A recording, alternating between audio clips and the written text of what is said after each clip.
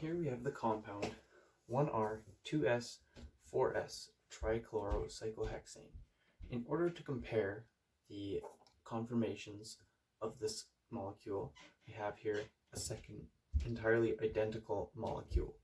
In order to compare conformations, we will do a chair flip, and so now we have our second conformation.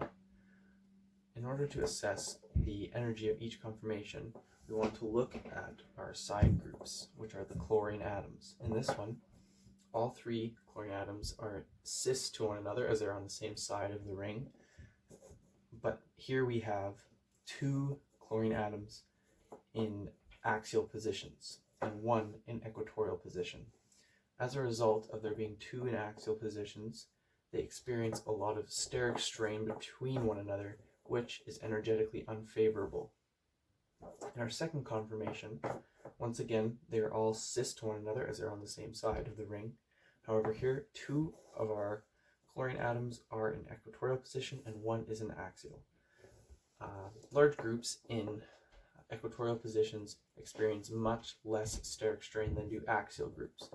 And the axial groups here, there's one chlorine and two hydrogens, and the steric strain between the chlorine and the hydrogens is much less than that between the two chlorines on our first one. As a result, this is our higher energy conformation with the two axial chlorine groups, and the one of the two equatorial groups is our lower energy conformation.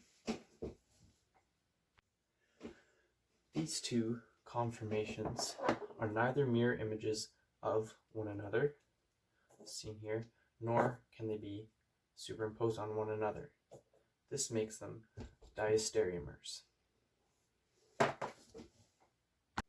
Here I have a second molecule of 1,2,4 trichlorocyclohexane.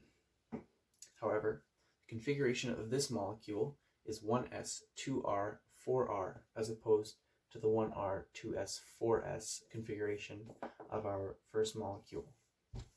Both of these molecules are in their lowest energy conformation, as we have the majority of our large chlorine groups in equatorial positions as opposed to axial. If we compare these two molecules, we'll see that they are exact mirror images of each other. Both rings are in the same orientation, and all of the side groups, the chlorine groups, mirror one another. This means that these are enantiomers of one another. Neither of these groups are mesostructures, as there are no planes of symmetry within the molecules themselves. As you can see, no matter which way you would cut it, there would be no way to have two identical halves, and so we can confirm that neither of these are mesostructures.